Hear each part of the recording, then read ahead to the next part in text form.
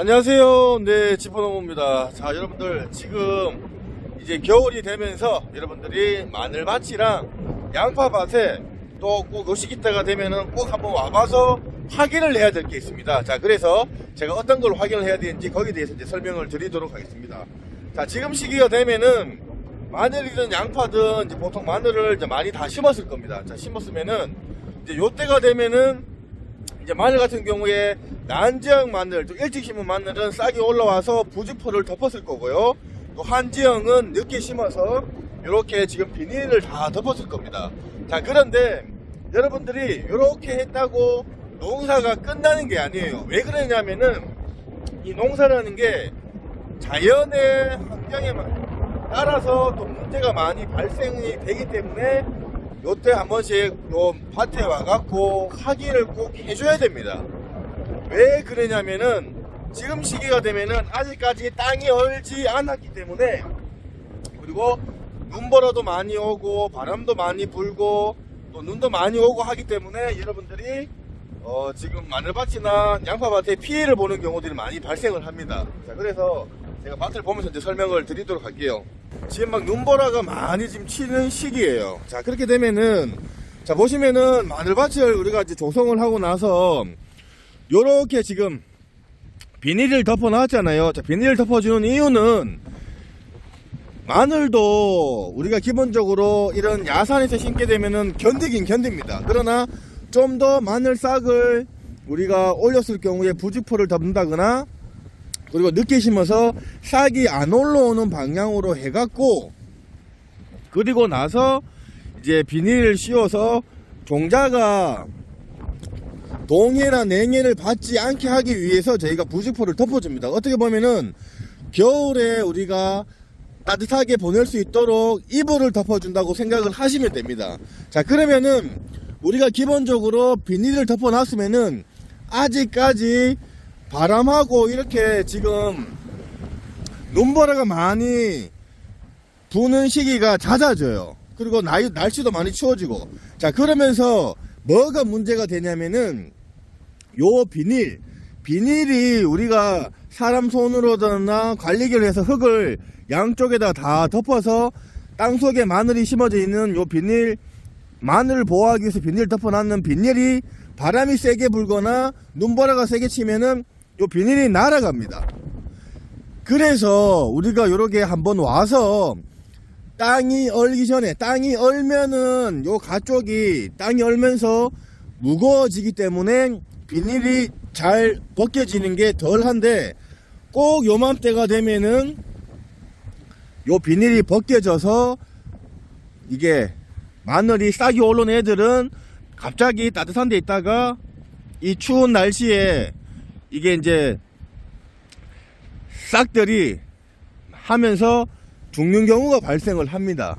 그래서 우리가 이렇게 날씨가 춥더라도 한 번씩 밭에 와서 이렇게 확인을 한번 해줘야 돼요.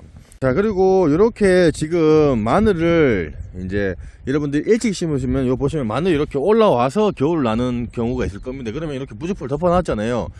요 부직포도 바람이 불면은 이게 날아가는 경우가 발생을 합니다. 그렇기 때문에 비닐을 덮었든 부직포를 덮었든 눈보라가 치거나 바람이 많이 불고 하면은 꼭 한 번씩은 와서 이게 바람에 날렸으면은 안 추울 때 바로 덮어서 날리지 않도록 해주는 게 중요합니다. 왜냐면은 앞에서 제가 설명을 드렸지만은 지금 시기에 이렇게 부직포를 덮어놓은 상태면은 안에가 따뜻합니다. 그러면은 얘네들이 온실 안에 있다가 갑자기 이게 벗겨지면서 차가운 바람이 잎을 만나게 되면 잎의 세포 조직이 갑자기 동해를 받아서 죽는 경우들이 발생을 합니다. 그렇게 되면은 마늘한테는 좋지 않겠죠.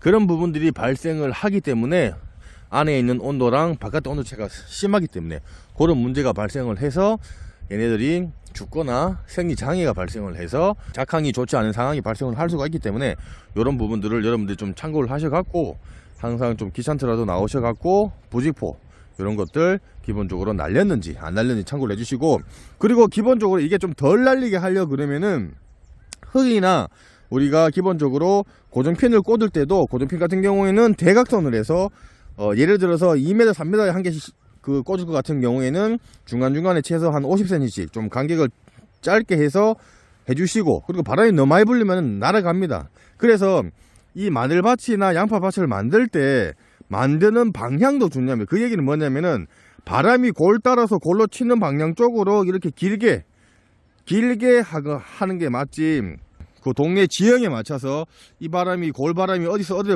방향을 가는지를 참고를 하시고, 그리고 나서 망을 짓고 부직포나 비닐을 씌우셔야 기본적으로 바람에 의해서 부직포나 비닐이 날리는 거를 최대한 줄일 수가 있습니다. 그래서 요 방향은 여기서 이쪽으로 바람이 불다 보니까 이렇게 망을 지었고, 요렇게 망을 지으면은 그죠, 같은 방향이라도 바람이 많이 쳐서 비닐이 더욱 많이 날리겠죠. 그 점을 좀 참고를 해주시면 좋을 것 같아요. 그래서 뭐 부직포도 똑같고, 또 마늘이 이렇게 또 올라왔는데 비닐 덮어놨는 비닐도 똑같습니다. 요거는 지역에 따라서 여러분들 의성 같은 경우에는 이렇게 일찍 심어서 부직포나 비닐 덮어서 하시는 분도 있지만은, 늦게 심어서 마늘이 올라오지 않고 땅에서 월동을 하는 방향으로 하는 방식으로 하고 있으니까 그 점을 참고하시고, 비닐도 날리는지 안 날리는지 확인하셔갖고 여러분들이 참고를 하시면은 좋을 것 같습니다.